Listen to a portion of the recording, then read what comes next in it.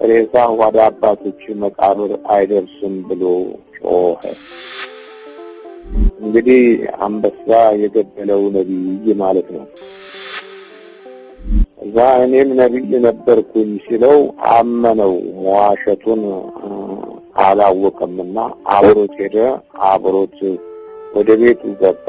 የሀገሪቱን የእርግማን እንጀራና ውሃ በላና ጠጣ። እኛ የምንዋጋው ከስጋና ከደም ጋር አይደለም፣ በሰማያዊ ስፍራ ከነበረው ከክፉ መንፈሳዊ ሰራዊት ጋር ነው በማለት የተናገረ።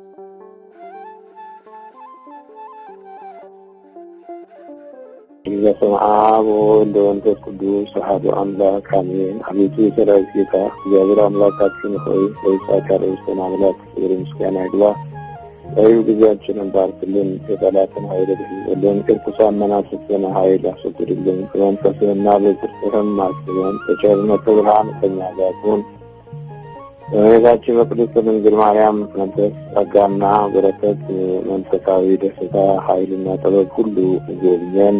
አዲሱን ዓመት እና ዘመን የቅዱስ ዮሐንስን ዘመን አንተ በምስጢራዊ ኃይልህና ጥበብህ ቃልህ የበዛበት ሰማያዊ ነገሮች ሁሉ ከእኛ ጋር በምሕረት እንዲሆን እንለምንሃለን። በቅዱስ ልጅህ በኢየሱስ ክርስቶስ ስም በእመቤታችን በወላዲተ አምላክ ስም አሜን። እግዚአብሔር ሰው ሆይ ርኩሳን መናፍስትን የማስወጣት አገልግሎትና ፈተናው።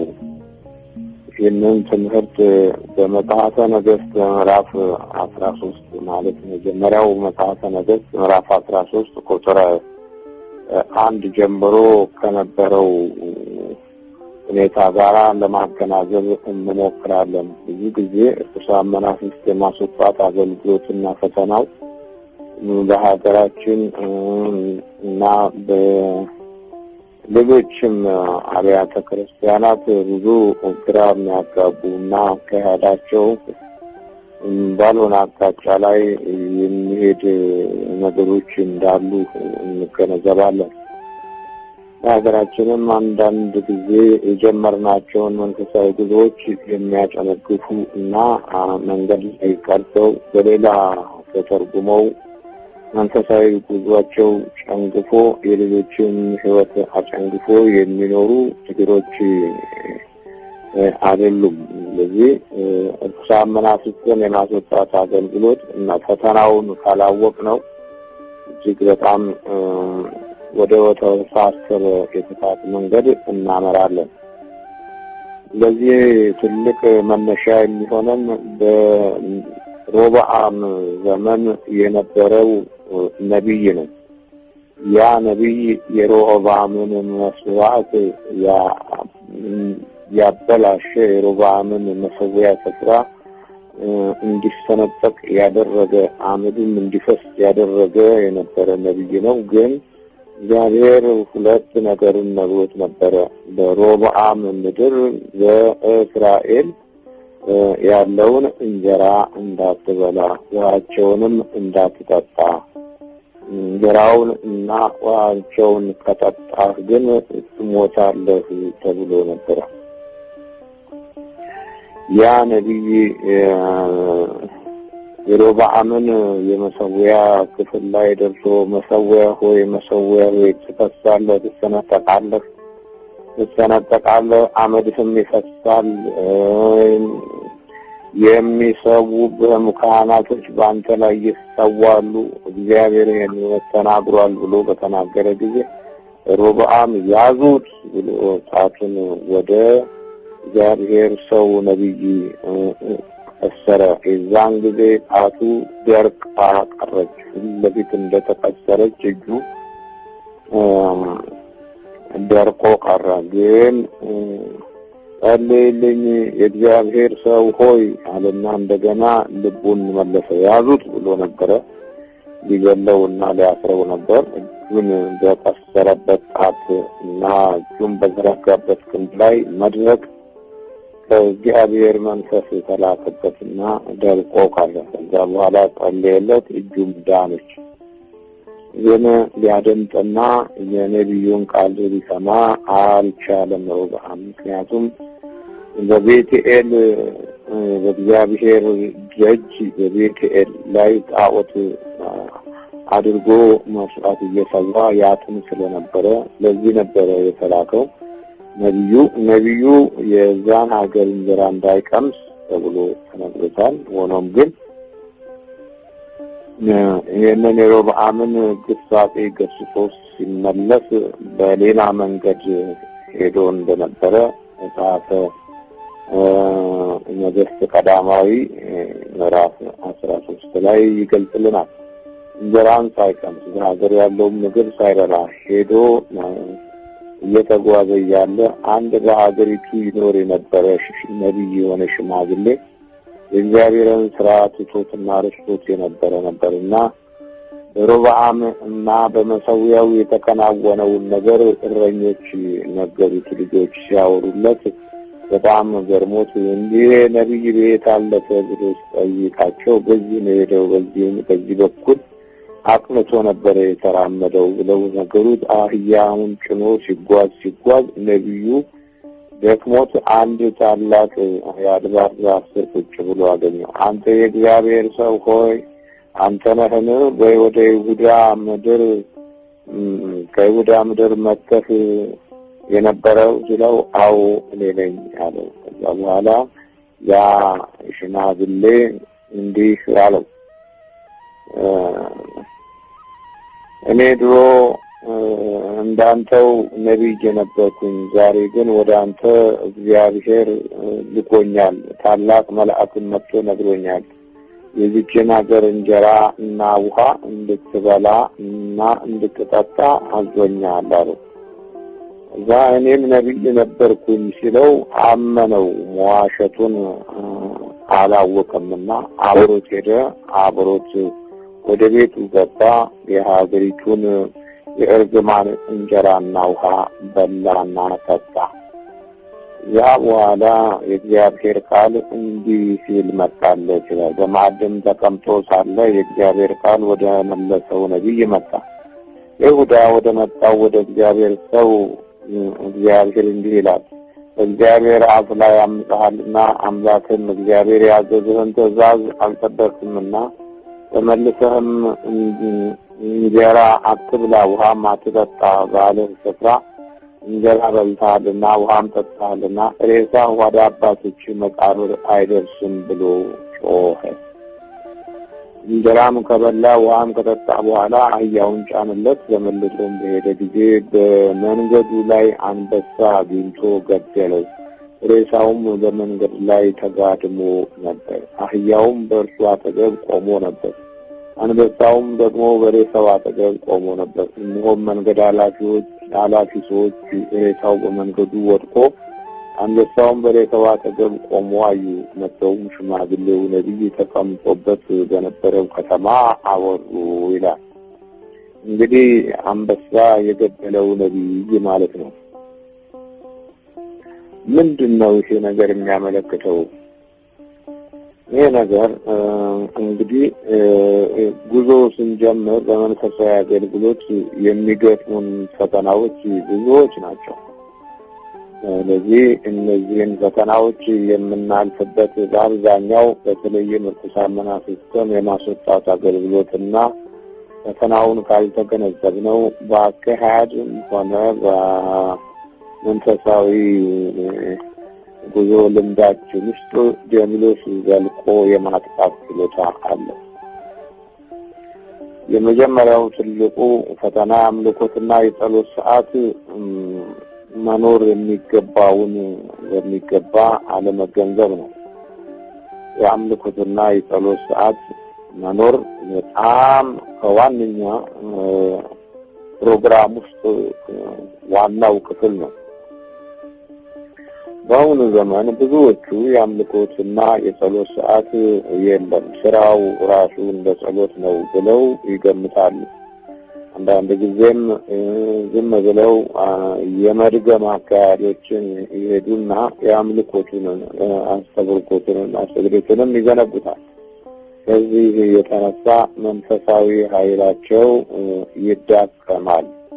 የዲያብሎስ የመናፍስት ስልትን ብዙ ጊዜ ሊያጠቃቸው ይችላል። የአምልኮትና የጸሎት ሰዓት በሚኖርበት ጊዜ ብዙ ማስተዋሎችና ብዙ መንፈሳዊ ግንዛቤዎች እንዲሁም የቃሉን ኃይል ለመመርመር እና ለምንናገረውም ሆነ ለምናስተምረው በቂ ጊዜ እና ሰዓት እናገኛለን። ያም በጸሎት የተጀመረና በአምልኮት ውስጥ ያለ ሕይወት ከመሆኑ ጋር ተያይዞ ማለት ነው። በቀን ውስጥ 4 ወይም 5 ወይም 6 ጊዜ የጸሎት ሰዓት ቢያንስ በቀን 3 ጊዜ የጸሎት የአምልኮት ጊዜ መኖር በጣም አስፈላጊ ነው። ይሄ ከሌለ ግን በጣም የተወሳሰበ ነገሮች የህይወታችን ውስጥ ይገጥመናል።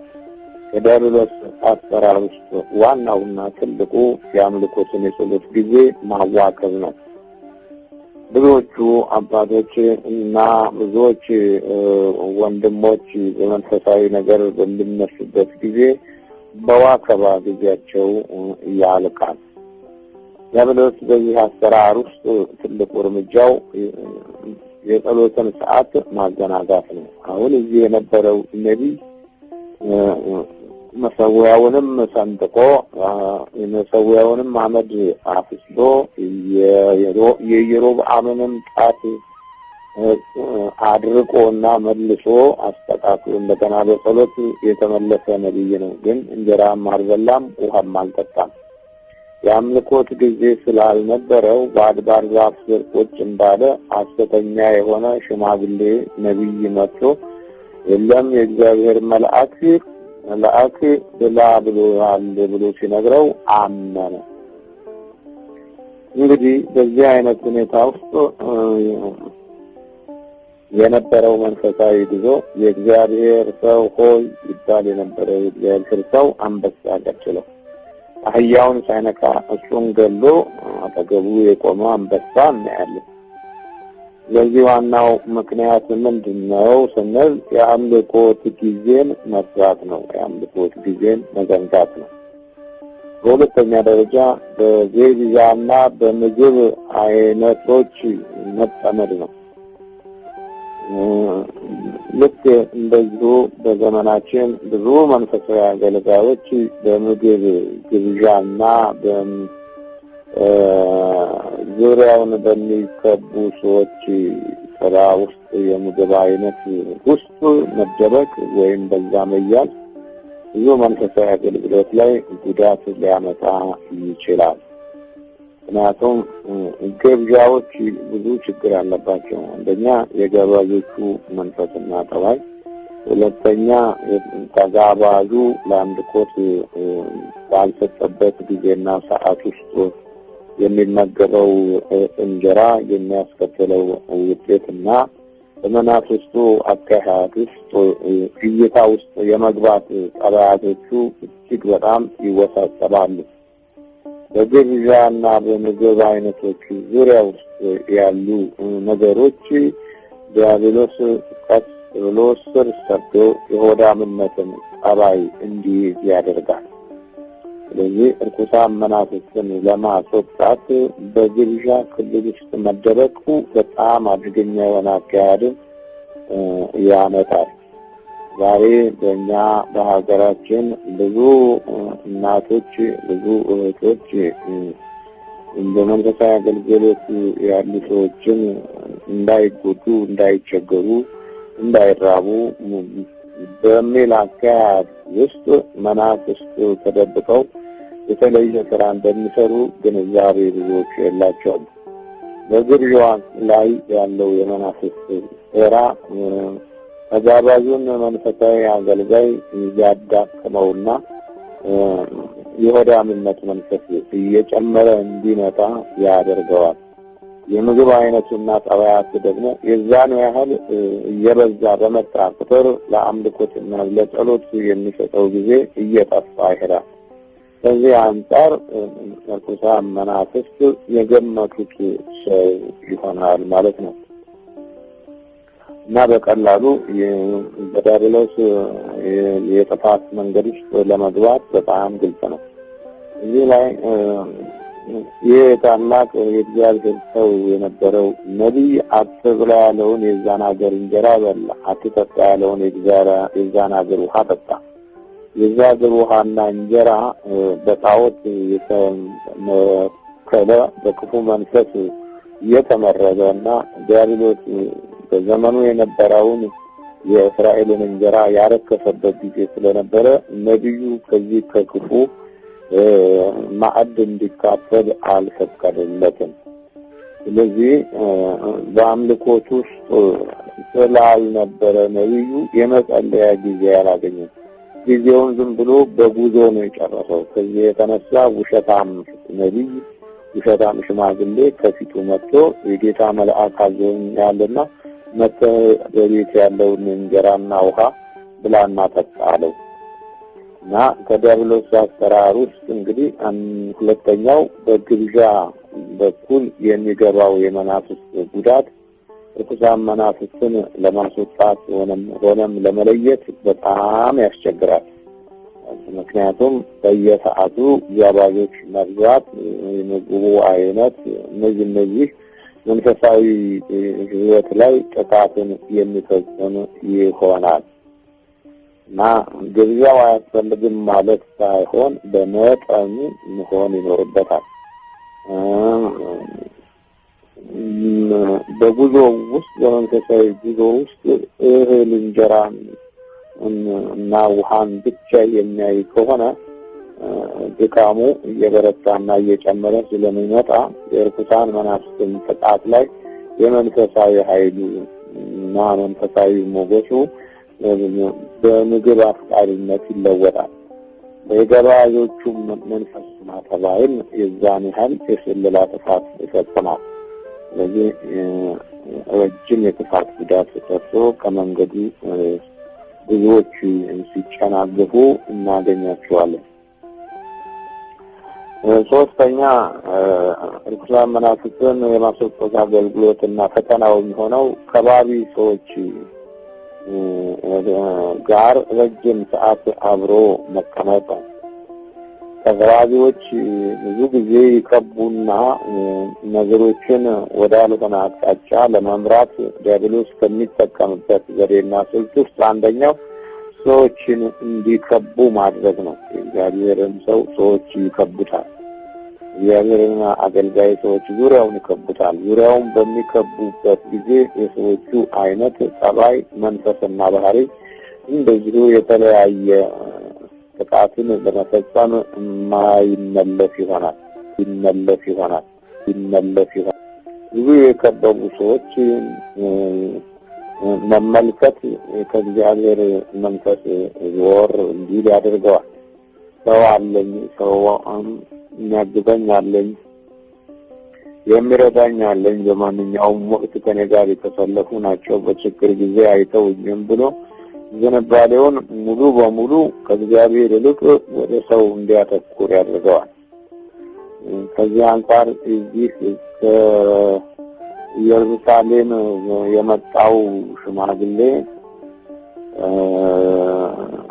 ቀድሞ ነቢይ ነበርኩ ብሎ ይሄኛውን እውነተኛውን የእግዚአብሔርን ሰው እንዴት ዋሽቶ እንዳታለለው እና የልክሰትን እንጀራና ውሃ እንዲበላና እንዲጠጣ እንዳረገው ልንገነዘብ ይገባል። የሚከቡን ሰዎች ላይ አድሮ የሚመጣው መንፈስ ካላወቅነውና ካልተረዳነው ሰዎች በከበቡ ቁጥር አቅጣጫን የማሳት ችሎታ አላቸው።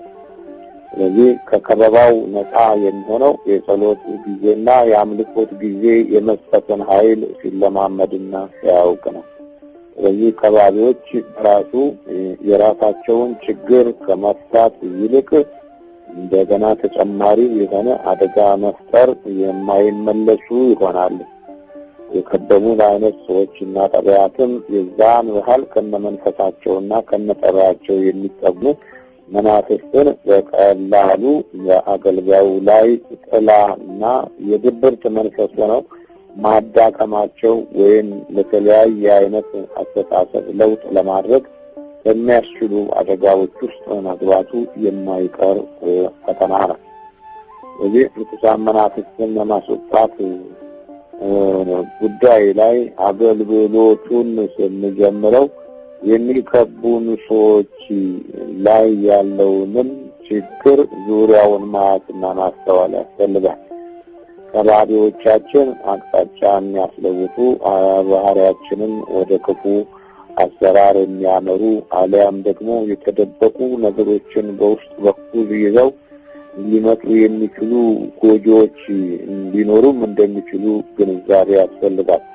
ስለዚህ ከከባቢዎቻችን ዞር ማለት በጣም ጠቃሚ ነው። የሚከቡን ሰዎች ሁሉ በግል ባህሪያቸው ስብዕናቸው የእግዚአብሔር ፍጡር ሲሆኑ በመንፈስ ፈተናዎች በኩል ደግሞ ብዙ የመንፈስ ችግሮች ያሉባቸው መሆኑን ልናውቅና ልንገነዘብ ይገባል። እነዚህ የከባቢ ሰዎች ኃይል የመንፈሳዊውን ጉዞ ኃይል ያዳክማል። ለአምልኮት ጊዜ እንዳንሰጥ፣ በጸሎት የምንጀምረውን አካሄድ እንዳንጀምር፣ ለእግዚአብሔር ቃል በቂ ጊዜና ሰዓት እንዳንሰጥ፣ በተጨማሪም ለጸሎትና ለምስጋና እንዲሁም እግዚአብሔር መንፈሳዊ መልእክት ለመቀበል በመሳሰሉት ነገሮች ላይ ብዙ ጉዳት ሊያመጣ ይችላል። ከባቢዎች የህሊናንና የመንፈሳዊ ጉዞን ሊያጨነግፉ የሚችሉ ጥበብና ዘዴ ካላቸው መንፈስ ጋር ሊያገናኙ ይችላሉ። ስለዚህ ከከባቢዎች በጣም ጥንቃቄ ያስፈልጋል። ጥንቃቄውም አንዱ የሰዎችን መንፈስ ለመለየት የአምልኮቱን ጊዜ አለመርሳት፣ የጸሎት ሰዓትን ማክበር፣ የሚከቡን ሰዎች መብዛት እንደሌለበት ፍጹም ማመን እና መቀበል ይኖርብናል። ብዙ 95% የመናፍስት አደጋዎች የሚመጡት በሰዎች በኩል ነው። ሌላው አራተኛው አክባሪ ከሚመስሉ ሰዎች በጣም መጠንቀቅ ያስፈልጋል። ብዙ አክባሪ የሚመስሉ ሰዎች ልዩ ልዩ የሆኑ ጥፋቶችን በመንፈሳዊ አገልጋዮች ላይ ለማድረስ የማይመለሱ ናቸው። በዲያብሎስ ዘመናዊ ስልትና ጉዳት ውስጥ አንዱና ትልቁ አክባሪ በሚመስሉ ሰዎች ተገንስር መጥቶ የሚያጠቃ መንፈስ መሆኑን ልንረዳና ልንገነዘብ ይገባል። በክብር ውስጥ የሚመጡ አደጋዎች በቀጥታ ከሚመጡ ውጊያዎች የከፋ ነው። ብዙ አገልጋዮች በዚህ መናፍስትን በማስወጣት ጉዞ ውስጥ መንገድ ላይ ወድቀው የሚቀሩት ብዙዎቹ አክባሪ በሚመስሉ ሰዎች ጠባይ ውስጥ የሚመጣውን የመናፍስት አደጋ መቋቋም አለመቻላቸው ነው። ስለዚህ አክባሪ የሚመስሉ ሰዎች በራሱ ከባድ የሆነ ጉዳትን ያደርሳሉ። በቤቴል አንድ ሽማግሌ ነቢይ ይቀመጥ ነበረ ይላል አሁን መጽሐፈ ነገሥት ቀዳማዊ ምዕራፍ 13 ቁጥር 11 ላይ።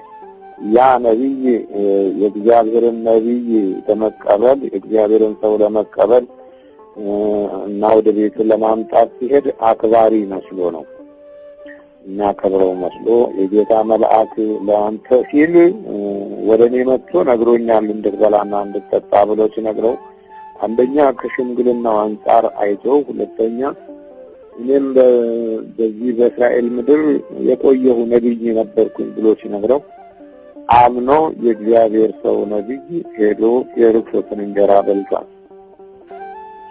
አክባሪዎች የሚመስሉ ሰዎች አደጋቸው በጣም ሰፊ ነው። ተከባሪው የእግዚአብሔር አገልጋይ ርኩሳን መናፍስትን ለማስወጣት በሚያደርገው መንፈሳዊ ጸጋ ጉዞ ውስጥ እንጂ በተለየ መንገድ የክብር ስጦታ ለመስጠት መጥተው አይደለም። በጸጋ ውስጥ ነው የተከበረው እና ያ የሚከበረው አገልጋይ በክብር ውስጥ እንዳይወድቅ ያከበሩት ሰዎች መንፈስና ጠባይን መለየትና ማወቅ ይኖርበታል። ስለዚህ መክበር ያለበት እግዚአብሔር ነው። የአገልጋዩ ትልቁ ዓላማ እግዚአብሔርን ማስከበር ነው። እግዚአብሔርን መንፈስ ለሰዎች ማደር እንጂ ክብሩን ተቀብሎ መሞገስና መወደሱ የሚያስከትለው ውጤት በሰዎቹ ላይ ያደረው መንፈስ አክባሪ መስሎ በውስጡ ገብቶ ጥቃትን እንደሚፈጸም ብዙ ጊዜ ግንዛቤ ከማጣት የተነሳ ብዙ መንፈሳዊ አገልጋዮች ከዚህ ከርኩሳን መናፍስት ጉዞ ላይ አደጋ ገጥሟቸው ጨንግፈው ከመንገድ የቀሩ ጥቂቶች አይደሉም። ስለዚህ አክባሪ ከሚመስሉ ሰዎች እና መንፈስ መጠንቀቅ አስፈላጊ ነው ማለት ነው። ትልቁ ፈተና በክብር ውስጥ የሚመጣው ኃይል የሚያደርሰው ጉዳት ነው። አክባሪ መስለው ወደ አልሆነ አቅጣጫ የሚጠመዝዙ ሰዎች አሉ። አክባሪ መስለው ረዳት አማካሪ መስለው ወደ አልሆነ የጥፋት መስመር የሚመሩ አሉ። እነዚህም ውስጥ በጾታ ሲለዩ ሴቶችን ወይም ወንዶች ሊሆኑ ይችላሉ። በብዛት አክባሪ የሚመስሉ የሴቶች መንፈስ በጣም አደጋ ሊያስከትል እንደሚችል ልናውቅና ልንረዳ ያስፈልጋል። ምክንያቱም የምንዋጋው ከተደበቀ ከክፉ መንፈስ ጋር ስለሆነ። ለዚህ ነው ቅዱስ ጳውሎስ እኛ የምንዋጋው ከስጋና ከደም ጋር አይደለም፣ በሰማያዊ ስፍራ ከነበረው ከክፉ መንፈሳዊ ሰራዊት ጋር ነው በማለት የተናገረው። ስለዚህ የጨለማ አበጋዝ የሆነው ክፉ መንፈስ በክብ ውስጥ ጠልፎ ለመጣል የሚያደርጋቸው ጉዞዎች ከባድ መሆኑን ልንረዳና ልንገነዘብ ይገባል። አክባሪ የሚመስሉ ክርስቲያኖችም ይህንን ግንዛቤ ውስጥ ማስገባት ይኖርባቸዋል። በአክብሮት ጥላ ውስጥ እንዲመጣ የሚችለውን ፈተና ከወዲሁ ካልተረዱት ለአገልጋዮች ታላቅ እንቅፋት ሊሆኑ ይችላሉ። አክባሪዎች በሶስት መንገድ ይታያሉ። አንደኛው ጸጋን አይተው የሚያከብሩ፣ ሁለተኛው በተፈጥሯቸው አክባሪ የሆኑ ሰዎች፣ ሶስተኛው ለተንኮል እና ለክፉ መንፈስ ስራ የሚያከብሩ ሲሆኑ ለክፉ እና ለተንኮል የሚያከብሩት ሳያውቁትም ሆነ አውቀውት በመናፍስት ጥበብ ጠልፎ ለመጣል የሚያደርጉትን ሴራ አገልጋዩ ካላወቀው በአጭሩ ይዘው ይጨነግፋል። አጭር መንገዱ ይዛባበታል ማለት ነው። ስለዚህ የአክባሪዎች ጸባያት በዚህ የተለያዩ ናቸው። በተፈጥሮ የሚያከብሩት ስለራሳቸው መንፈሳዊ ቅበላ እና የእግዚአብሔርን ክብር እንዲደርሳቸው ሲሆን፣ ሌሎቹ ደግሞ የሚያከብሩት ጸጋውን አይተው ሊሆን ይችላል። በተንኮል የሚያከብሩት ተንኮሉን በውስጣቸው እንኳን ሳያውቁት በመናፍስቱ ሴራ ውስጥ በኩል አክብረው የዲያብሎስ አሰራር በእነሱ ሕይወትና ጠባይ ተገልጦ የተከበረውን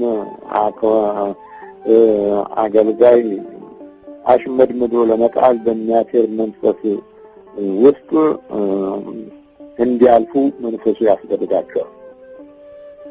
ስለዚህ የክብር ጠባያቶች የእግዚአብሔርን ኃይልና ጸጋና ሞገስ የሚተናኮል ሆኖ አገልጋዩን በክፉ መናፍስት ጥቃትና የጥቃት ዘዴ እንዳያመልጥ ያደርገውና መንገዱ ይጨነግፍበታል ማለት ነው። አምስተኛው ዝና የሚያመጣውን አደጋዎች መለየትና ማወቅ ያስፈልጋል። እዚህ ጋር የምናየው ነቢይ በአንበሳ የተበላው፣ የርኩሰት እንጀራ የበላው፣ አህያው ቀርታ እሱ የወደቀው መንገድ ላይ የተዘረረው ነቢይ የነበረው ዝና በጣም ሮብዓም ላይ ታላቅ መሆኑ ሲሰማ ነበረ። ይሄ ሐሰተኛው ሽማግሌ ሄዶ ያታለለው። ስለዚህ ዝና የሚያመጣውን አደጋዎች ከወዲሁ ካላወቅን በመሰረቱ መንፈሳዊ ጉዟችን በዲያብሎስ መሰሪነት መንገድ ላይ ይጨነግፋል። ዝናው የእግዚአብሔር ክብርና ኃይል የቅዱሳን መንፈስና ጸጋና በረከት ያለበት ካልሆነ በዝና ውስጥ የሚመጡትን አደጋዎች መቋቋም ያቅተናል። ብዙ ጊዜ ዝና የሚፈጥረው ችግር አለው ራሱ። በዚህ ጊዜ የጸሎትና የአምልኮት ጊዜ ከሌለን በዝና ውስጥ ተጠልፈን መንገድ ላይ መቅረት የተለመደ የሀገራችን ትልቅ ችግር ነው። የህብረተሰባችንም ትልቁ ጉዳት በዝና ውስጥ ጠልፎ መጣል ነው። የዝና ጥቃቶች ለመንፈሳዊም ለስጋዊም በጣም አደገኛ ነው። ምክንያቱም በጣም የሚታወቁ ሯጮች ወደ ኋላ ሲወጡ እና ሲቀሩ፣ በጣም የሚደመጡ አርቲስቶች መንፈሳዊ ጉዟቸው ጨንግፎና አካሄዶቻቸው ተዛብቶ የለቅሶ እና የስጋት ኑሮ የሚኖሩ ጥቂቶች አይደሉም። በዝናቸው ውስጥ የሚመጣውን የመናፍስት ጉዳት አስቀድመው እምነት በጸሎት እና በአምልኮት መከላከል የሚችሉበትን ጊዜ ካላገኙ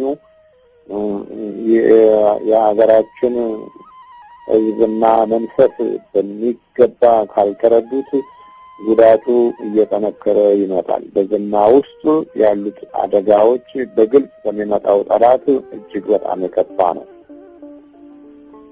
ለዚህ ዝናውን አለመፈለግ ነው። ዝናውን ለእግዚአብሔር መዋል ነው። እግዚአብሔር እንዲከብር እንጂ እኛ እንድንከበርበት የምንታገል ከሆነ መንፈሳዊነታችን አደጋ ላይ ያለ ማለት ነው። በዚህ ርኩሳን መናፍስት ካሉ አደጋዎች ውስጥ በዝና የተጨበጨበለት ሰው አድርገው መጨረሻ ቡዳ ሆነው መብላት በሀገራችን መንፈሳዊ አገልጋዮች ላይ የተለመደ ጥቃት ነው። ስለዚህ ዝና የሚያመጣውን አደጋዎች መለየት ያስፈልጋል። አሁን በዚህ ጊዜና ሰዓት ብዙ ሰዎች ሲያደምጡ፣ ብዙ ሰዎች ሲከተሉ፣ ብዙ ሰዎች ሲያዩ፣ ብዙ ሰዎች የወደዱን፣ ብዙ ሰዎች ያፈቀሩን፣ ብዙ ሰዎች ያከበሩን፣ ብዙ ሰዎች ዝናችንን የጠበቁልን ይመስለናል። በዚህ ጊዜ ነው እንግዲህ በጣም የሚያስፈራ ወቅትና ሰዓት ላይ መድረሳችንን ማወቅ የሚያስፈልገው እና ከዝና መሸሽ ያስፈልጋል። ዝናው የእግዚአብሔር የማዳን ኃይል፣ የቅዱሳን መንፈስና የጻድቃን ጥበብ መሆን አለበት። በመድኃኒታችን በኢየሱስ ክርስቶስ ክብርና ጸጋና ሞገስ በሱ በኩል መሆን አለበት። ዝናው የቤተ ክርስቲያን መንፈሳዊ ጸጋና ጥበብ መሆን አለበት። የራሳችን ካደረግነው ወጥመዱ እጅግ በጣም የሰፋ ይሆናል። ከአደጋዎቹም ውስጥ አንዱ በዝና ጠልፈው ከሚጥሉ የሰዎች አይነቶች አንደኛው የመንፈሳዊ ስፍራ ላይ ያሉ ሰዎች ናቸው።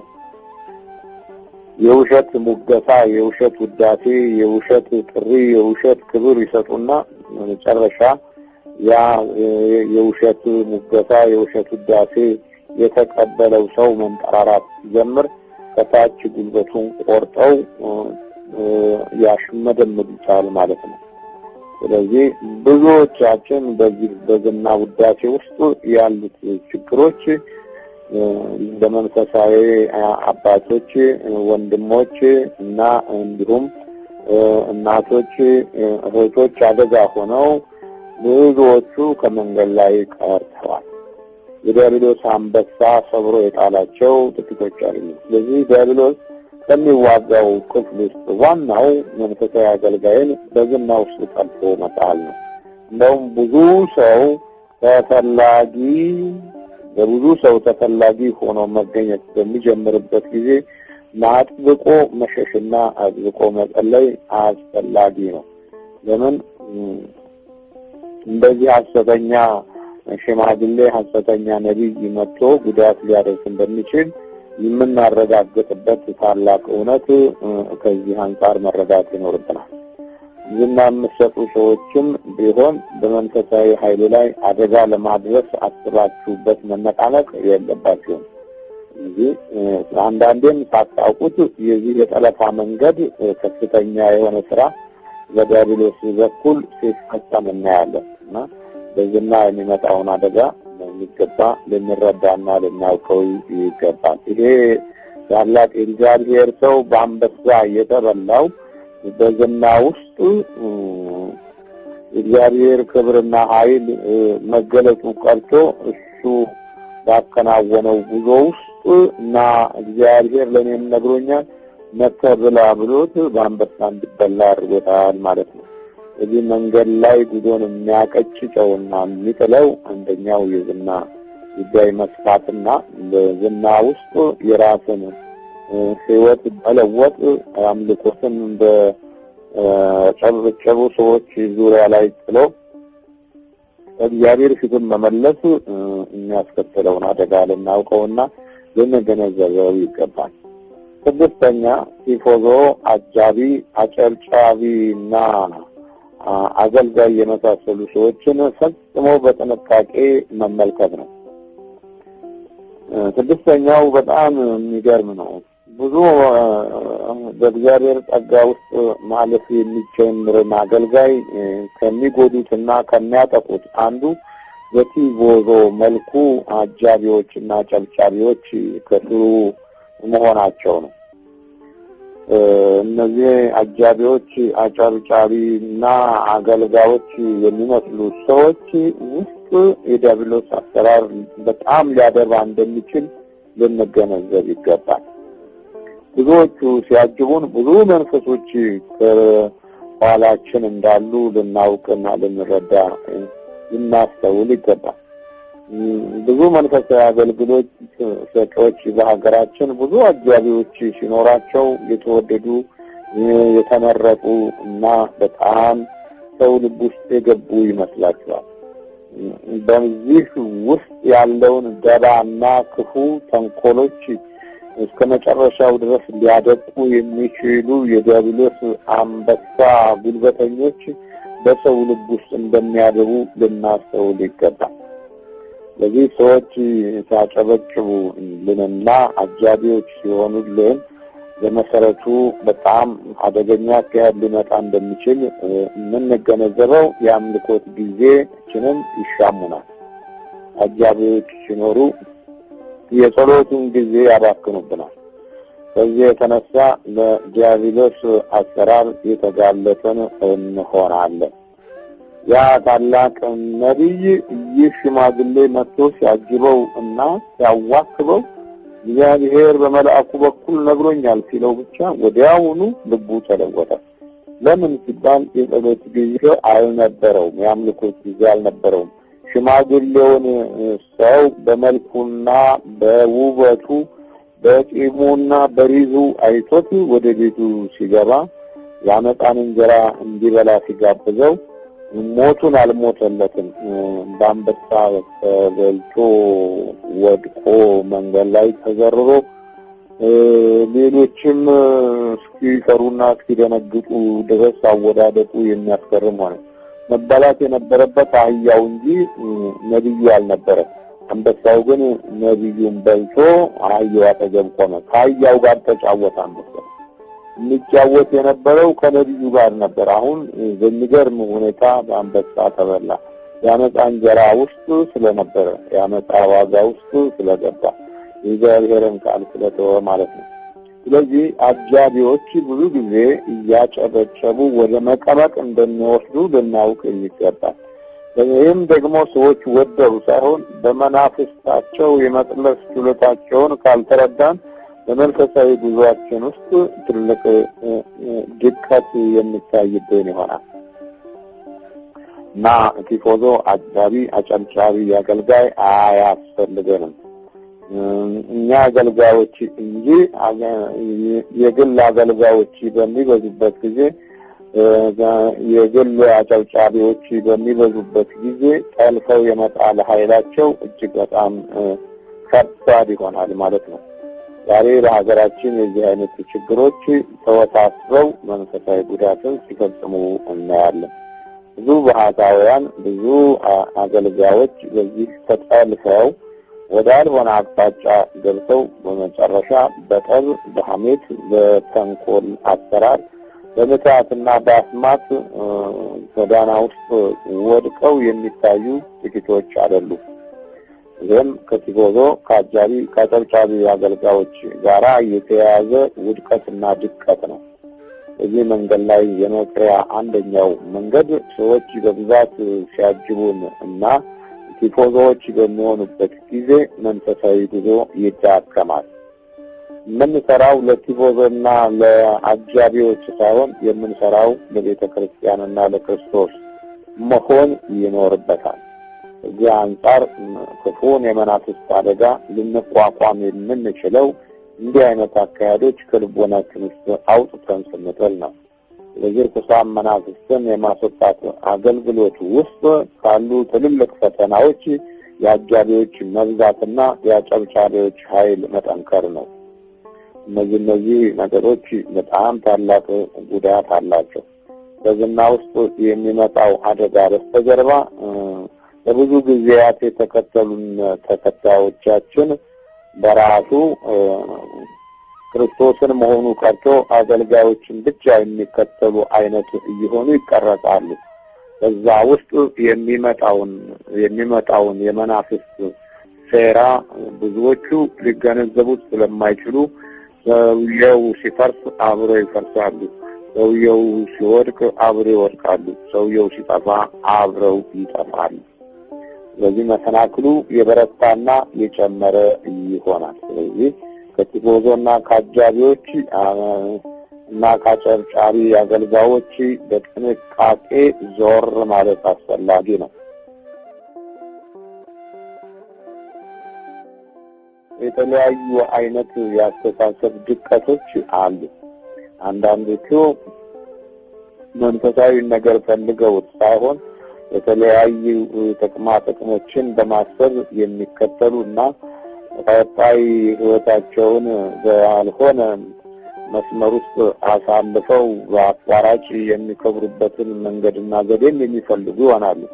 አንዳንዶቹም ደግሞ በኃጢአትና በክፉ መንፈስ አሰራር ጠልፎ የመጣልን መንፈስ ይዘው ሊጠጉ ይችላሉ። አንዳንዶቹም ደግሞ የመንፈሳዊ ጉዞውን ለማጨንገፍ ከተደበቁ ሴራና ተንኮሎች ጋርም የመቅረብ ችሎታዎች ሊኖራቸው እንደሚችል ግንዛቤ ሊኖረን ይገባል። ይህ ካልሆነ ግን ሁሉም ይወደኛል፣ ሁሉም ያፈቅረኛል የሚል አገልጋይ የክርስቶስን ፍቅርና ጸጋ ሰው ላይ በመጣል ከሰዎች የሚቀበለውን ክብር እና ፍቅር ብቻ የማምለክ ጠባይ እንዲይዝ ያደርጉታል። ከዛ አንጻር የሚመጣውን ጉዳት ሳንገነዘብ እንቀርና መንገዳችን በሰዎች እና በሰይጣን ይጨናገፋል ማለት ነው። በምትሃትና በአስማት ጎዳና ውስጥ ወድቀው የሚታዩ ጥቂቶች አይደሉም። ይህም ከቲፎዞ ከአጃቢ ከጨብጫቢ አገልጋዮች ጋራ የተያያዘ ውድቀትና ድቀት ነው።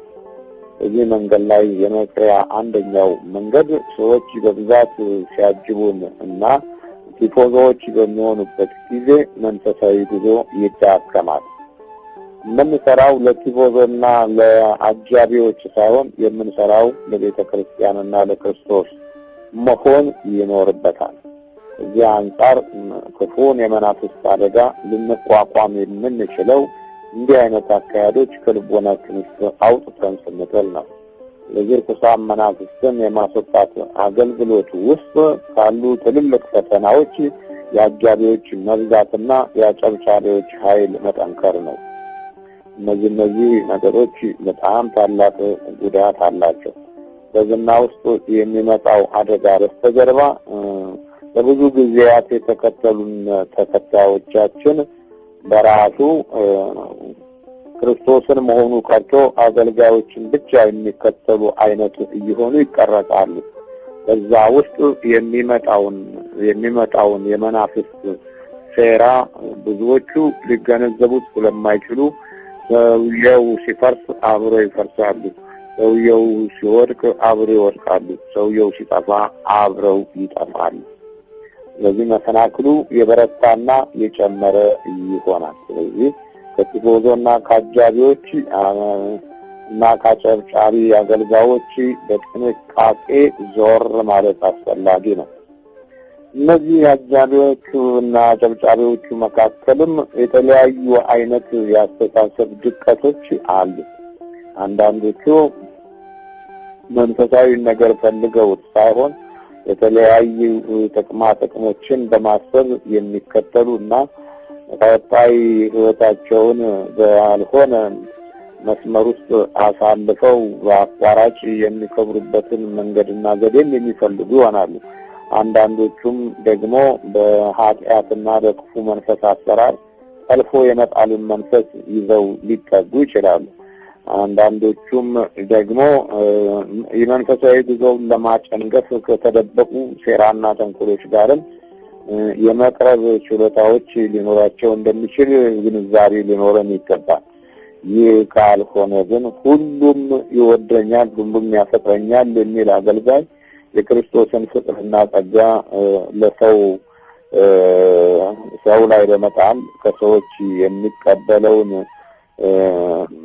ክብር እና ፍቅር ብቻ የማምለክ ጠባይ እንዲይዝ ያደርጉታል።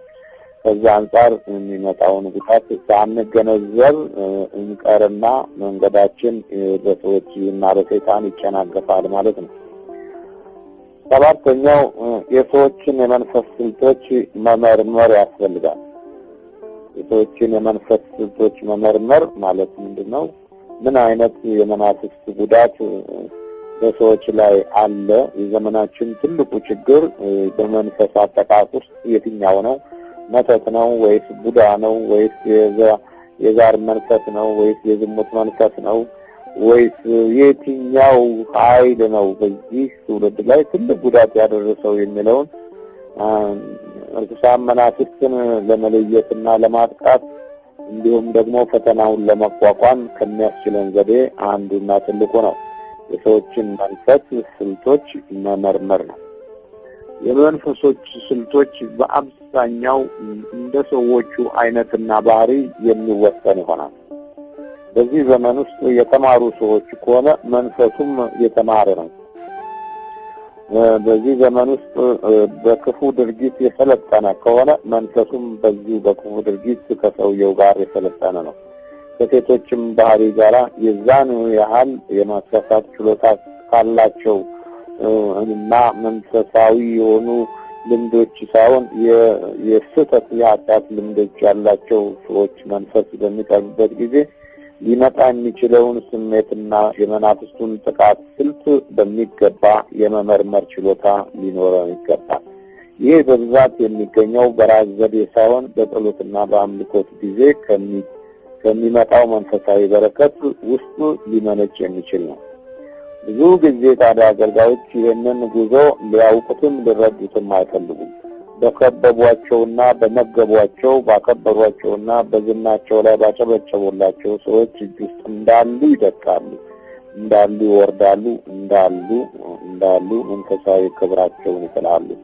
ስለዚህ የመንፈስን ስልቶች እጅግ በጣም ከመመርመሪያ ዘዴዎች ውስጥ አንዱና ትልቁ በጊዜያቶቹ ውስጥ የሚሰሙ ስሜቶች ላይ እርምጃ መውሰድ ነው። ኃጢአት እና የበደል ኃይል ወደ አገልጋዩ መጥቶ ቅስቀሳ በሚያደርግበት ጊዜ በጊዜ ካልተረዳውና ካልተገነዘበው ራሱን የሚፈትንበት ሁኔታዎች ሊመጣ እንደሚችል ልናውቅ ይገባል። በጣም ተንኮለኛ የሆኑ የመናፍስት ሴራ ያከናወኑና ልምድ ያላቸው ሰዎችን መንፈስ በዛው ልክ በአገልጋዮች ላይ ጥቃት ሊያደርሱ እንደሚችሉ ልናውቅ እና በእውነት ልንለይ ይገባል። ስለዚህ የመንፈሶችን ጠባይና ዘዴያት በሚገባ ማስተዋል ይኖርብናል። አንዳንድ ጊዜ አገልጋዩ በራሱ ታርጌት ውስጥ የሚገባበት ሁኔታዎች አሉ። አንዳንድ ወቅት ላይ የሰዎችን መንፈስ ካለመለየት የተነሳ መንፈሱን ለማጥቃት የሚወሰድ እርምጃዎች ላይ ነገሮችን ካለማስተዋል ባልሆነ አቅጣጫ የሚሄድን ባህሪያት እንዲያበረታታ ቅስቀሳ ያደርጋል አገልጋዩን። ስለዚህ ይህንን አካሄድ በሚገባ ካልተረዳነው መሰናክሉ እየበረታ ይመጣል። ስምንተኛው ሰዎችን በተናጠል የመለየት ሁኔታ ነው። ሰዎችን በተናጠል መለየት የሚያስከትለውን ጉዳት በሚገባ ማወቅ ይኖርብናል። ብዙ ጊዜ መንፈሳዊ አገልጋዮች ባህታውያንን ጨምሮ በተናጠል ሰዎችን በሚያገኙበት ጊዜ በተናጠል የሚደረግ ጸሎት፣ በተናጠል የሚደረግ አካሄድ በራሱ ብቻውን ከአደጋ ጋር የተያያዘ ይሆናል። ለምሳሌ ብዙ ጊዜ ጸሎት እናደርስልሻለን፣ ጸሎት አደርስልሃለሁ የሚለው አካሄድ መልካም ቢመስልም በተናጠል ግን የሚያስከትለውን አደጋ ከወዲሁ ካላስተዋል ነው የሚመጣው ጉዳት ከባድ ነው። በእኔ አገልግሎት ውስጥ ውጪ ጸበል ከነልብሱ መርጨት ለምን አስፈለገ የሚለውን ነገር በሚገባ ሊረዳ ይገባል። ውጪ ጸበል መርጨት ያስፈለገው አንደኛ ተጠማቂው ሰው ወደ ጸበል በሚገባበት ጊዜ ልብሱን አውልቆ ስለሚገባ መንፈሱ ከልብሱ ጋር አብሮ ይቀራል። ይሄ አንደኛው ትልቁ የዘመናችን የመናፍስት ዘዴና ውስብስብ የሆኑ ችግሮች ክፍል ውስጥ አንዱ ነው። በሁለተኛ ደረጃ አጥማቂውና ተጠማቂው በተናጠል በሚሆኑበት ጊዜ የተለያዩ ፈተናዎች ሊመጡ ይችላሉ። ተንኮለኞች የሐሰት ክሳቸውን ይዘው ይመጡና ጡቴን ዳበሰኝ፣ ማህፀኔን መታኝ፣ አሻሸኝ ምናምን የመሳሰሉት ነገሮች በተንኮለኞቹ ሴራ ውስጥ የተገለጠ ይሆንና ባልሆነ አቅጣጫ ወይም ይተረጎማል። አሊያም ደግሞ አጥማቂው ወይም ክፉ መንፈስን ለማስወገድ የሚታገለው ሰው የዚህን የተናጠል አካሄድ ጎዳና በመናፍስቱ ቶሎ ተለቅፎ በማያውቀው አኳኋን ውስጥ ራሱን ሊለውጠውም ይችላል። ይህንን ግንዛቤ ውስጥ ካላስገባን ርኩሳን መናፍስትን ብቻ እናስወጣዋለን ብለን እንዲሁ በጉልበት በዘዴና በጥበብ ብንሞክረው አደጋው መጨረሻ ላይ ከፍተኛ ሁኔታ ጉዳት የሚያደርስ ይሆናል ማለት ነው። ስለዚህ ሰዎችን በተናጠል መለየት የሚያስከትለውን ክፉ ነገር አስቀድመን ካላወቅን እና ካልተረዳነው ለተንኮል የተዘጋጁ ሴቶች፣ ለተንኮል የተዘጋጁ ወንዶች የሚፈጽሙት እና የሚያደርጉት አደጋ ላይ የገባ ይሆናል። ለተንኮል የተዘጋጁ መንፈሶች፣ ለተንኮል የተዘጋጁ የዲያብሎስ አሰራሮችም አገልጋዩን ሊያመክኑትና ከመንፈሳዊ ጉዞው ሊያጨነግፉት ይችላሉ። ስለዚህ ሰዎችን በተናጠል መለየት የሚያስከትለውን የተደበቀ ክፉ የመናፍስት ሴራ የጎላ እንዲሆን ያደርገዋል። ስለዚህ እንዲህ አይነት አካሄዶች የሚሄዱ ሰዎች ካሉ በሚገባ ልናውቅና ልንረዳ ያስፈልጋል። በተናጠል መርዳት አያስፈልግም ማለት አይደለም። ግን በተናጠል ሲባል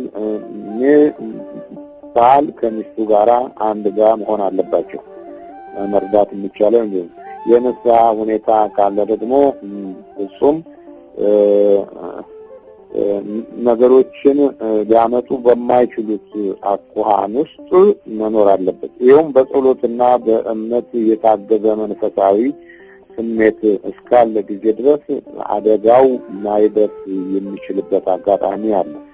ግን ብዙ ጊዜ በዚህ አይነት አካሄድ ውስጥ ይመጣል። ለምሳሌ በተናጠል አካል ላይ ቅባ ቅዱስ ለመቀባት በዚህ በሚል አካሄድ የሚመጣ የዲያብሎስ አሰራር ብዙ ሰዎች ላይ ጉዳት ሲያደርስ ለብዙ ዘመናት እየቆየ ነው። አንዳንድ ጊዜ ይህንን መንፈሳዊ ግንዛቤ ያልያዙ በዚህ በምታቱ ዓለም የሚኖሩ ሰዎችም ይሄንን አዘዛ ደንግብ በቅባ ቅዱስ መልክ በማድረግ የሰዎችን ናላ አዙረው 1 minute left on this call ባቸው ገንዘባቸውን ወርቃቸውን ብራቸውን ሊወስዱባቸው በመንፈስ ሊያደነዝዟቸውም ይችላሉ። ስለዚህ የቅባ ቅዱስ አሰራርን ከምስጋናና ከአምልኮት ጋራም ካልተያያዘ ሌላ ውድቀትን እንዲያስከትል እንደሚችል ግንዛቤ ማግኘት ይኖርብናል። ስለዚህ የተናጠል ጉዞ ለዚህ አይነት የአስማት አሰራር ይመቻል ማለት ነው። አሊያም አገልጋዩ በራሱ ተበልቶና በክፉ መንፈስ ጨንግፎ ሌሎችን መንፈሳዊ ጉዟቸውንም ሊያጨነግፍ የሚችልበት አጋጣሚም ከባድ ነው። ስለዚህ ይህንን በመሳሰሉ ነገሮች ላይ አገልጋዮች ጊዜ ስለሚፈተኑ ይሄንን ምዕመናን በሚገባ ሊረዱና ሊገነዘቡ ያስፈልጋል። ከዚህ ጎን ሌላው የዝሙት መንፈስና የውጊያ ስልቱን በሚገባ ማወቅ ነው። ጸጋን የመገመት ውጊያ ስልት ውስጥ ጸጋን የመገመት ችሎታ፣ ለህሊናን የመዋጋት ችሎታ፣ ቅድስናን አመውሃ ቅድስናን የመለየት ችሎታ፣ የማገናኘትና የማስማማት ችሎታ አለው። ይህንን በተናጠል እስቲ እንሞክር። ጸጋን የመገመት ችሎታ ጸጋን ብዙ መናፍስቶች ከሚያጠኑት ዘዴዎች እጅግ በጣም በተለየ መንገድ ምንድነው የሰው ይህንን ጸጋ ከየት አገኘው፣ እንዴት በዚህ ዘመን ውስጥ ብለው በዚህ እኛን ለማጥቃት ቻለ ብለው ትግል ያደርጋሉ። ጸጋን ከመለያ ችሎታ ውስጥ አንዱ የትልቁ አደገኛው መንፈስ በዚህም ዘመን ባሳለፍናቸው አባቶቻችንም ዘመን ውስጥ ትልቁ የዝሙት መንፈስ ነው። ይሄ የዝሙት መንፈስ ሶምሶንን የመሰለ ታላቅ አገልጋይ መንገድ ላይ ያስቀረ ነው። ሶምሶን በእግዚአብሔር በረከትና ኃይል ውስጥ የነበረ የእስራኤል ነፃ አውጪ ሆኖ እግዚአብሔር መንፈስ የቀባው በኃይልና በብርታት የጠነከረ ነበረ። ግን በሊላና በጋዛ የነበረችው ጋለሞታ መንፈሳዊ ጉዞውን ለማዳከም ምክንያት ሆነዋል። ስለዚህ ጸጋን ይገመግማሉ። በሊላ ለምሳሌ ከተናገረችው ነገር አንዱ እንደሌላው ሰው የምትሆንበት የምትታሰርበት እና እንደሌላው ሰው ሆነህ የምትገኝበት ኃይል እንደሌላው ሰው የሚጠፋበት መንገድ ምንድነው እያለች ነበር የጠየቀችው። ጭኗ ላይ አስተኝታ በእጇ እያሻሸች ሶምሶንን ወደ አልሆነ አቅጣጫ ስትመራውና ጸጋውን እየገመገመች እንዳለ መጽሐፈ መሳፍንት ምዕራፍ 16ን ተመልከቱ። ስለዚህ ጸጋን የመገምገም ኃይል አለው፣ ይገምታል። ከገመተ በኋላ የመውደቂያውን ስልት አሳምሮ የማጥቃት ጠባያቶቹ እጅግ በጣም ተሻሽለው ይቀርባሉ። ሌላው ለህሊናን የመዋጋት ችሎታ አለው። ህሊና ውስጥ ገብቶ ቅስቀሳ ያከናውናል። ይሄ ቅስቀሳ ጥራት ከፍተኛ እየጨመረ በሚመጣበት ጊዜ ለምሳሌ ሶምሶን እስከ ሞት ድረስ ህሊናው ተጨነቀች ነው የሚለው። ህሊናው ተጨነቀ። የእግዚአብሔር ክብርና ኃይል እያለ እንኳን ይሄን ኃይል ተፈትኗል። ቅድስናውን የመለየት ችሎታም አለው ክፉ መንፈስ። በምንድነው የምትዳከመው እያለ ሲናገር መጨረሻ ላይ የቅድስናው ኃይል ጸጉሩ ላይ እንደነበረ የናዝራዊነት ኃይሉና ሞገሱ ጸጉሩ ላይ እንደነበረ ተናገረ። ለየ ማለት ነው። መጨረሻ በሌላ እንዲላጭ ያደረገችው ተኝቶ ተላጨ። በኋላ ፍልስጤማውያን መጡብህ ሲባል እንደወተው የነበረው ኃይል ጠፋ። ከጓዳ የነበሩት ፍልስጤማውያን የክፋት አርበኞች መጥተው አይኑን አወጡት፣ እጁን አስረው በግዞት አስገቡት። ከዛ በኋላ መጅና ፍጮ ሰጥተው ስንዴ እንዲፈጭ አደረጉት። ስለዚህ ቅድስናን የመለየት ችሎታ ያለው መንፈስ ቅድስናውን እንዲጥለው እንዲረሳውና ኃይሉን እንዲዘነጋ አድርጎታል። ሌላው የማገናኘትና የማስማማት ችሎታ አለው። ከሌላ ሐሳብ ጋር ተስማማ ሶምሶን። ስለዚህ ተስማማ አንድ ሆነና ከእግዚአብሔር ጋር የተስማማው ባህሪ ከደሊላ ጋር አስማማው። ከዛ በኋላ ብትወደኝ እያለች ነበር የምትናገረው። ወደድከኝ ንገረኝ ነበር፣ ስለምትጠላኝ ነው ውሸት የምትናገረው እያለች ውስጡን እያባባች ነበር የማረከችው። ስለዚህ የዝሙት መንፈስ ከውጊያ ስልት ውስጥ እነዚህን የመሳሰሉ ነገሮች የሚያመጣ ስለሆነ መንፈሳዊ አገልጋዮች ላይ የሚመጣው ውድቀትና ድቀት ቀላል አይደለም። ይህንን ለመለየት ጊዜና ሰዓት በአምልኮት ከሌለ የዚህ መንፈስ አደገኛ ይሆናል ማለት ነው።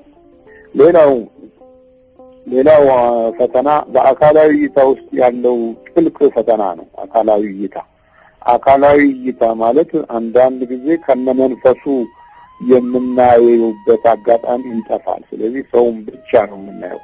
ግን በአካላዊ እይታ ውስጥ ሊመጡ የሚችሉትን ችግሮች ካልተገነዘብነው በአካላዊ እይታ ሰው የሚመስሉ ሰዎች ሁሉ ሰዎች አይደሉም። አንዳንዴ መንፈሱ በራሱ የራሱ አካል ላይ ራሱ መወሰን ይጀምራል።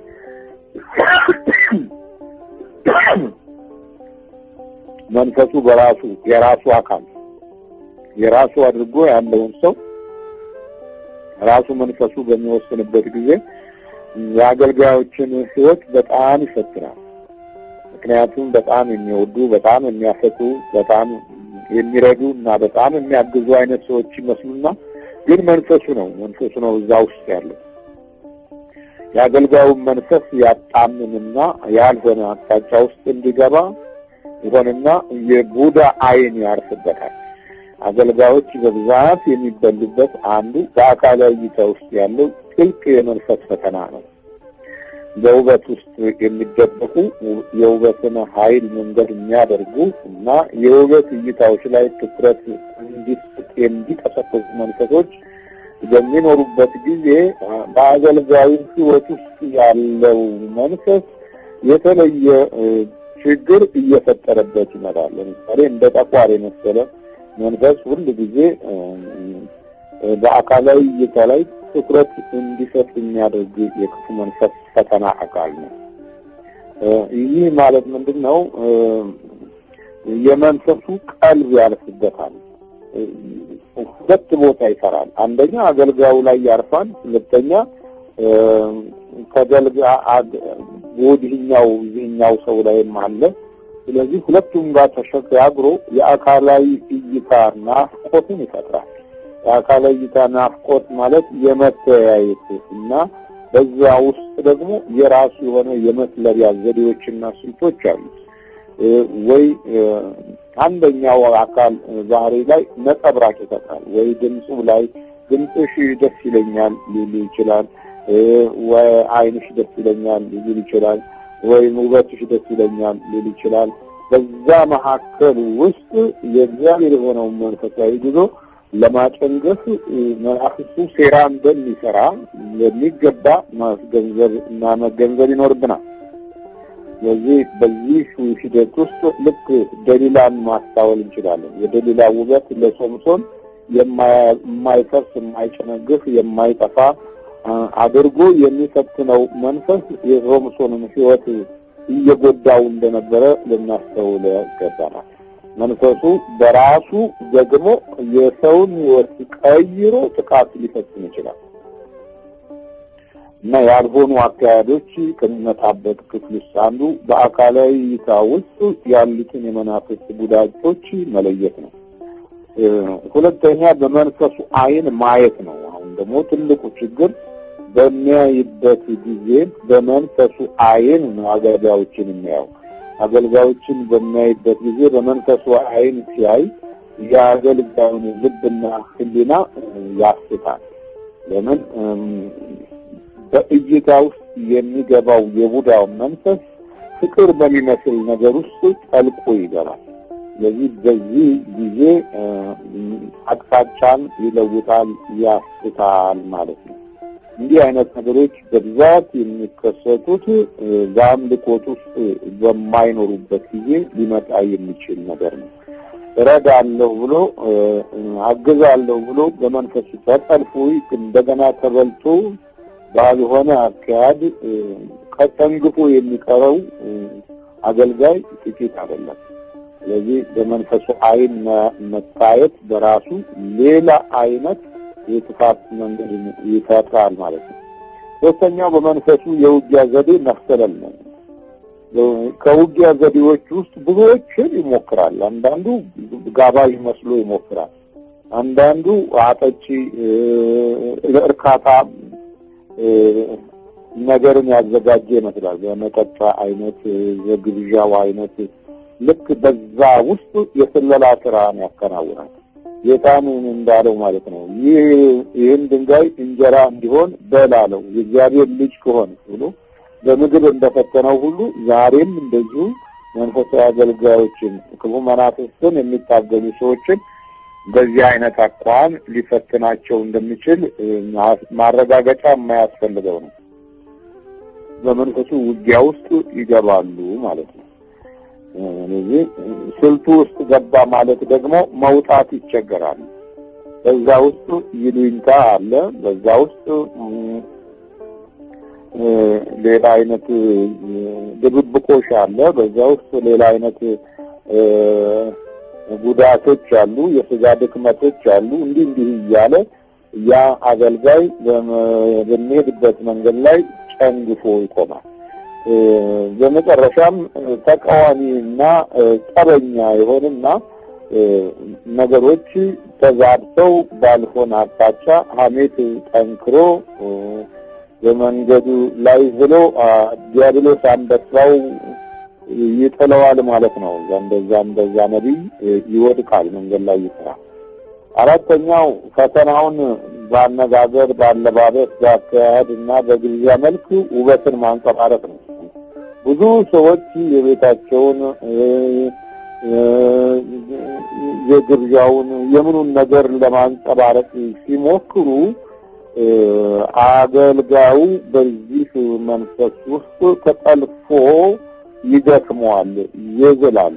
ስለዚህ ግንዛቤዎቹ ሁሉ በፍቅረ ነዋይ በተለያዩ አይነት ሁኔታዎች የተጠመደ ይሆናል። አነጋገሩም ይለወጣል። እንደነሱ መናገር ይጀምራል፣ እንደነሱ ማውራት ይጀምራል፣ እንደነሱ መብላት ይጀምራል፣ እንደነሱ ማግኘት ይሞክራል፣ እንደነሱ መግለጽ ይሞክራል። ስለዚህ በዚህ ውስጥ ይጠላመትና ቀጣይ የህይወቱ ዘመኖች የእግዚአብሔር ክብርና ጸጋ የሚገለጥበት መሆኑ ይቀርና ሁሉም ነገር እንደዛ አይነት ሰው መሆን ይጀምራል። እንደ ጋባዡ አይነት ቤትና ኑሮ፣ ገንዘብና ሀብት የመሳሰሉት ነገሮች ውስጥ ወጥመድ ውስጥ ይገባል ማለት ነው። ፈተናው እየበረታ እየተጠላለፈ ይሄዳል። ስለዚህ ቀጣዩ አካሄድ አምስተኛው አገልጋዩን ግራ ማጋባትና አቅጣጫ ማስለወጥ መንፈሱ ይጀምራል። እዚህ ጊዜ በጣም ግራ የመጋባ ጊዜ እየበረታ ይመጣል። ከዛም አብረውት የነበሩት አጃቢዎችና ጨብጫቢዎችን በጠላትነት ይሰለፋሉ። አንዳንድ የጥቅማ ጥቅም ይዘት ባህሪ ላይም ይጋጫሉ፣ ይጣላሉ። ከዛ በኋላ የኃጢአትና ያመጣው ድብብቆሽ የበለጠ ወደ ውጪ ይወጣ ይመጣል። ከዚህ በኋላ ያለው ነገር በጣም አደገኛ ይሆናል ማለት ነው። መመለሻ የሌለው ድቀት ነው። መመለሻ የሌለው ጉዳትና መመለሻ የሌለው ውድቀት ነው። ስለዚህ አገልጋዩ ግራ ይጋባል ማለት ነው። አሁን ለዚህ ሁሉ ታዲያ ልክ እንደ ሶምሶን ወይም እዚህ መጽሐፈ ነገሥት ቀዳማዊ ምዕራፍ 13 ላይ እንዳለው ነቢይ በአንበሳ ተበልቶ መንገድ ላይ የወደቀ ፍጡር ይሆናል ማለት ነው። ስለዚህ የአገልጋዩ ሌላው ደግሞ ትልቁ ውድቀት አገልጋዩ የእይታ ሱሰኛ ማድረግ የተለመደ ይሆናል። አገልጋዩን የእይታ ሱሰኛ ማድረግ እነከሌን ካላያቸው በጣም የሚጨነቅ ይሆናል። እነከሌን መተው አጠገቡ ካልሆኑ የሚጨነቅ ይሆናል። ስለዚህ አገልጋዩ የሰዎችን ህይወት ወይም የሰዎችን ድምፅ ካልሰማ በቃ የተጎዳ እንደሚሆን አድርጎ መንፈሱ ይቀርጸዋል።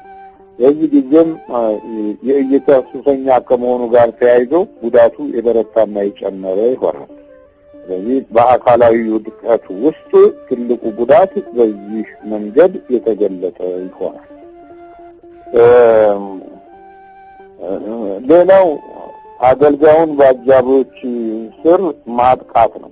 በዘናው ውስጥ በፍቅረ ነዋይ በመሳሰሉት ነገሮች ጠልፎ መጣልና ወደ አልሆነ አቅጣጫ መምራት የተለመደ የዘመናችን ትውልድ አንደኛው ገጽታ ነው። ምክንያቱም በፍቅረ ነዋይ በራስ ሀሳብ እንዲመራ ማድረግ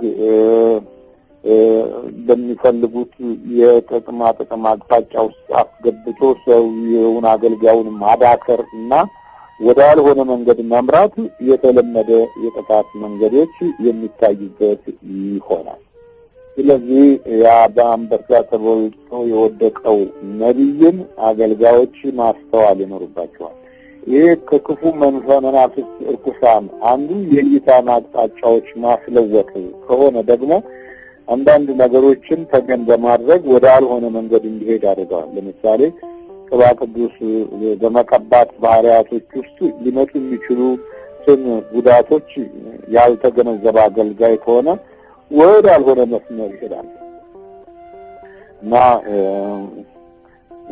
ባልሆነ አካሄድ ውስጥ እንዲገባ ከሚያደርገው መንገዶች ውስጥ አብዛኛው እንግዲህ በጥምቀት ጊዜ ለብቻ በሚሆንበት ጊዜ ቅባ ቅዱስ የሚቀባበት ጊዜ ሊመጣ የሚችሉ አደጎችን መገንዘብና ማስተዋል አስፈላጊ ነው። ቅባ ቅዱስ በመሰረቱ ልብሱን ለብሶ መቀባትም ይችላል። በሚጠመቅበትም ጊዜ አጠገቡ ሰዎች ግድ መኖር አለባቸው። አንድ ሰው አሁን ለምሳሌ በአገልግሎቴ ወቅት ቀደም ሲል እንዲህ አይነት ችግሮች ሊመጡ እንደሚችሉ መንፈሳዊ ግንዛቤም ስለነበረኝ በጸሎትም የማገኘው መረጃ ስላለ በቀላሉ እንደዚህ ዝም ብሎ መኖር የለበትም። ሴት ከሆነች ለብቻዋ አሁን አጠገቧ ባለቤቷ ወይም የቅርብ ጓደኞቿ መኖር አለባቸው። ስለዚህ ቅባ ቅዱስ ሲቀባ እዚህ ልብ ላይ አንዳንድ ጊዜ ያው መንፈሱ ስለሚቀመጥ ራስ ላይ፣ ግንባር ላይ፣ ራስ መሃል ላይ፣ እጅ ላይ አንዳንዴ ወገብም ስለሚይዝ ወገብ ላይ እንደዚህ መቀባት ይቻላል። ከዛ ከወገብ በታች መውረዱ በራሱ ሌላ ችግርን ሊያስከትል እንደሚችል መገንዘብ የባለቤትነት መብቱን መስጠት ለሚቀባው ሰው ነው። በእጁ ላይ ቅባ ቅዱሱን አፍሶ ሌላውን አካል ደግሞ አንተ ተቀባ ወይም አንቺ ተቀቢ ብሎ የውስጥ የሰውነት ክፍሉን በባለቤቱ እጅ መሆን ይኖርበታል።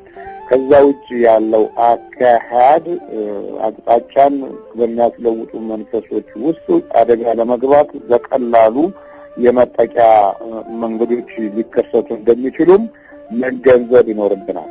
ከዚህ አንጻር ብዙ አገልጋዮች የዚህ አይነት የፈተና ጠባያት ወድቆባቸው ከመስመር ውጪ የወጡ አሉ። ብዙም እናጣቸውም ሰዎች ከዚህ መንፈሳዊ በረከት ባልሆነ አቅጣጫ ተጠላልፈው በዲያብሎስ ጥቃት ውስጥ ወድቀው ከአገልግሎታቸው ጨንግፈው የቀሩም ጥቂቶች አይደሉም። ምክንያቱም ባልሆነ መንገድ የመሄጃ ስልት ውስጥ የመናፍስት ጉዳት ውስጥ ሊገቡ እንደሚችሉ ልንገነዘብ ይገባል። ሌላው መንፈሱ እንዲሁ ዝም ብሎ መጠቃትን አይፈልግም። አጥቂውንም ማጥቃት ግዴታ አለበት። ይህንን ካልተገነዘብን፣ ይህንን ካልተረዱ ብዙ ባህታውያን ጨንግፈው ቀርተዋል። ብዙ መንፈሳዊ አገልጋዮች ባልሆነ ጥቃት ውስጥ ወድቀው ጉዟቸው መሰናክልና እንቅፋት ሆኖ አብቅቷል። ስለዚህ ወዛመናፍስትን የማስወጣት አገልግሎትና ፈተናውን በሚገባ ልናውቀውና ልንረዳው ያስፈልጋል። ሌላው የምዕመናንም ክፉ መንፈስ ጉዳት ሊያመጣ እንደሚችሉ አገልጋዮች ላይ ምዕመናኖች መረዳት ይኖርባቸዋል። ጎበዝ አገልጋይን አዳክመው እና ጥለው ባልሆነ ጉዳት ውስጥ አስገብተው ተመልሰው ደግሞ ታርጌት አድርገው ክፉ ወሬዎችን አጠላልፈው የሚያወሩ ሰዎችም ብዙ ናቸው። መጀመሪያ በመንፈሳቸው ይጥላሉ፣ ከዛ ቀጥሎ ደግሞ ራሳቸውም ይጥላሉ። ስለዚህ ወርወራው እና የድንጋዩ ኃይል የሚበረታው በአብዛኛው አገልጋዮች ላይ ነው። ስለዚህ ይሄንን ግንዛቤ ውስጥ ልናስገባ ያስፈልጋል። ስለዚህ ሳመናፍስት የማስወጣት አገልግሎትና ፈተናው የእግዚአብሔር ሰው ሆይ እያሉ እንዴት እንደሚጎዱ በዚህ በመጽሐፍ ቅዱስ ውስጥ ብዙ ቦታ ላይ ካሉት አንዱ በአንበሳ የተበላው ነብይ ነው። የአመፃ እንጀራ መብላት በራሱ የበለጠ ጉዳትን እንደሚያስከትል መገንዘብ ይኖርብናል። ስለዚህ ጸሎት፣ አምልኮት በፍጹም ሊቋረጥ መቻል የለበትም። ሰዎች ሲከቡን የበለጠ እንደሚጎዱን ልናውቅና ልናይና ይገባል። ስለዚህ ወገኖች አንዳንዴ የሚፈጠሩ ክስተቶች ከዚህ አንጻር መሆኑን እንድትረዱ የዛሬው ትምህርት ለምን ብዙ መተተኞች ይህንን አካሄድ ይሄዳሉ። በአሁኑ ጊዜ ደግሞ መንፈሳዊ አገልግሎትን በመኮረጅ የሚከናወኑ ነገሮች እየታዩ ነው። ጥሩ ነው፣ ኮረጁ ጥሩ ነው፣ መማሩ ጥሩ ነው። ግን በኋላ ሊያመጣ የሚችለውን አደጋ ያልተረዳ ከሆነ በእውነት ብዙ እንቅፋትና ብዙ ሰዎች መንፈሳዊ ተስፋቸው ይጨነግፍባቸዋል። ስለዚህ ይህንን መረጃ ለመስጠት ስለፈለኩ ነው። በጉዟቸው ላይ እንደዚህ አንበሳው እንደ ያነብይ ገልጦ ከአህያው ላይ ጥሎ ሬሳውን እንዳጋደመው አይነት ችግር እንዳይመጣ እንደ ሶምሶን የመሳሰሉ ውድቀቶች እንዳይከሰቱ ዛሬ ትልቅ ጥንቃቄ ልናደርግ ይገባል። ስለዚህ በቅድስና መንፈስ የምንኖርበትን በክርስቶስ ሥጋና ደም የምንባረክበትን ጊዜና ሰዓት ዘወትር ማመቻቸት የአገልጋዮች ልዩ መንፈሳዊ ኃይል ጋራ መኖር አንደኛው ነው። ስለአጀቡን ሰዎች ስላከበሩን ዝናችንን ከፍ ስላደረጉት ስለወደዱን ብለን ሙሉ በሙሉ ከዚህ ከመንፈሳዊ አምልኮ ጸጋ ዘር ብለን በሰዎች ላይ መንጠልጠል አስፈላጊ እንዳልሆነ ሁላችንም ልንረዳ የሚገባ እውነት ነው። ስለዚህ ይህንን ነገር ለይተን እንድናስተውል የዛሬው ትምህርታችን ርኩሳን መናፍስትን ማስወጣት አገልግሎትና ፈተናው የሚል መሆን እንዳለበት ለመግለጽ ሞክሬያለሁ። እንግዲህ በክርስቶስ ሥጋና ደም ታትመን የመንግስቱ ወራሾች እንድንሆን እግዚአብሔር አምላካችን ያብቃን። አሜን።